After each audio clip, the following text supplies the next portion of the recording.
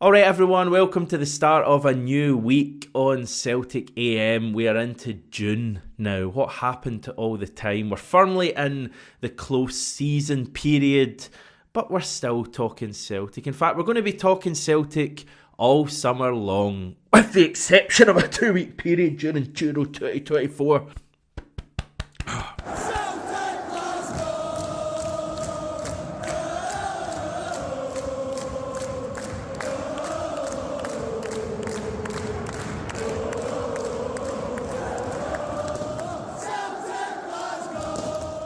Just on that, by the way, I'm actually kind of wondering if I should bring my camera and my tripod and all of that to Germany for the Euros, and maybe just do a couple of videos while I'm out there. Is that something you would be interested in? A wee bit of sightseeing, perhaps, and obviously plenty of chat about Celtic as well, because I think things will be happening. Anyway, let me know, is that something you're interested in? If not, I'll just leave all my equipment at home and get on the beers, so to speak. I'll be doing that regardless. Anyway, we kick off with a video of Joe Hart that you certainly won't have seen over the weekend.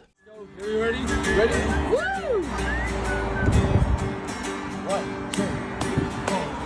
Here's a little song I wrote about a team that have fallen down every road, so don't worry. Be happy. Famous team, green and white, that I've been following all my life, so don't worry. Be happy. 1, 2, 3, 4.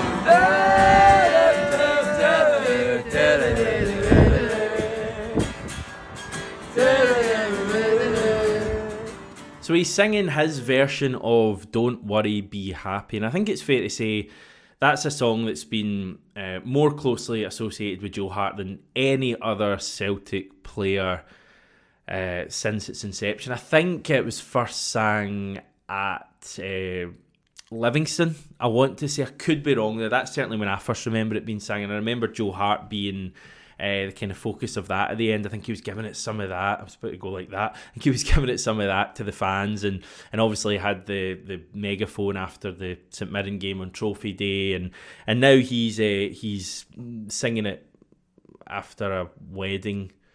Listen, he's clearly had a few drinks. I wouldn't describe him as being pished. I mean, he's certainly not at Rod Stewart levels, for example. But the lyrics that he's gone for: here's a little song I wrote about a team that I follow down every road, so don't worry, be happy. Famous team in green and white that I've been following all my life, so don't worry, be happy. Now, I'm going to go out on a limb and say that Joe Hart quite likes Celtic. I mean, the guy has literally come up with his own lyrics for one of our chants and is singing it after a wedding in the middle of Zagreb, Croatia. And it was Josip Juranovic's wedding, by the way. And there was a few Celtic favourites there as well as Joe Hart. Moritz Jens, Borna Barisic, both loved by the Celtic support. But yeah, I would say that the fact that he's actually thought of his own lyrics is very, very interesting. I think the song means a fair bit to Joe Hart, and Don't Worry, Be Happy is probably quite a good summation of his career and certainly the end of his career and his time at Celtic. So great work. And I've watched this, probably like many of you, so many times, and I just love it. And I've tried to narrow down exactly what it is I love about it. And I think I've arrived at it being this look that he gives when the thought of Celtic comes up and the line, team I follow down every road. And see that look there, and again, he's had a few beers, but you know, that is how I reckon I look when I think about the magic of Celtic Football Club, and you all probably would do that as well. And I think unless you've been part of this club, either as a supporter or a player or a coach, it's impossible to know that feeling and that reaction that Joe Hart gives there. We clearly mean a hell of a lot to the guy. He means a hell of a lot to us, and it's just been a wonderful few years, 3 seasons he's been at the club. But certainly the ending has been brilliant. And yeah, as we just go back to those lyrics, for me, the Green Brigade need to adopt these lyrics into the "Don't Worry, Be Happy" chant next season. I don't think there are actually any words to the chant yet. I think it's just the kind of chorus, the do do do do that we do. But get those words in and make that Joe Hart's lasting legacy. That is my message to the Celtic Ultras. But yeah, that's the good part. You ready for a wee sad sentence here, taken from Joe Hart's Wikipedia? Charles Joseph John Hart, born 19th of April 1987, is an English former professional footballer who played as a goalkeeper. Wow, that kind of hurts.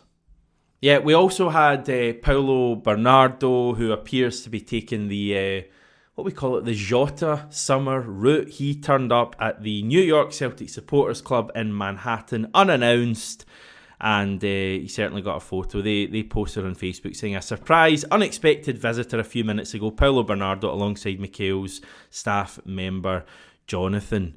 Now, he's obviously been in New York for a little end-of-season holiday and has thought, yeah, let's pop in and see what's happening at the local CSC. So, yeah, stuff like that, it's an easy win for players, isn't it? Us as fans, we just love the idea that players have an attachment to our club, and I think it's genuine with the guys recently. It's clearly genuine with Joe Hart. It's genuine, or it was genuine with Jota, and I think it's genuine with Paulo Bernardo as well. And a report from Portuguese outlet Record over the weekend saying that Bernardo wants to stay at Celtic if a deal can be agreed between ourselves and Benfica.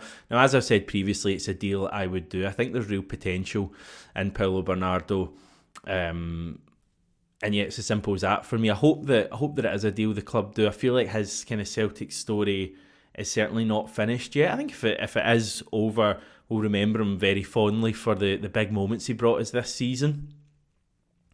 But I just think if we sign him, we'll get plenty more big moments. I don't think we've even seen close to the potential of Paulo Bernardo yet. So I would definitely sign him. Just in other transfer stuff, a report down south from journalist Alan Nixon saying that Southampton manager Russell Martin wants to sign Matt O'Reilly, but that he seems to think his side will be priced out of a move. Now, Southampton were just recently promoted to the Premier League. They won the playoffs, and O'Reilly and Martin have a existing relationship. I think they think quite highly of each other. Certainly O'Reilly's mentioned them a fair bit. They worked together at MK Dons when Russell Martin was a manager there. He's now at Southampton, so I don't know, maybe it's an obvious one for the papers to look at with Southampton promoted to the Premier League and having the allure of that division and the money that goes with it. However, it seems like even they may not be able to afford Matt O'Reilly, or they may not be glamorous enough a club to entice Matt O'Reilly. Obviously, we have quite I don't know if it's a strong relationship, but there's certainly been a relationship there with Southampton. The relationship has mainly been them signing our best players over the past 10-15 years. We had Victor Wanyama, Virgil van Dijk, Fraser Forster, to a lesser extent Stuart Armstrong going there, but obviously doing very well there. But while Van Dijk was the most they've paid for one of our players, I think just over £13 million, O'Reilly's probably going to cost double that, maybe even more. I certainly don't think it's an unrealistic valuation to put Matt O'Reilly around £30 million. I know some people might look at that straight away and go, for a player playing in Scotland. A number of years ago, that people doubted we'd ever be able to get £25 million for a player playing in Scotland. We've done it twice now.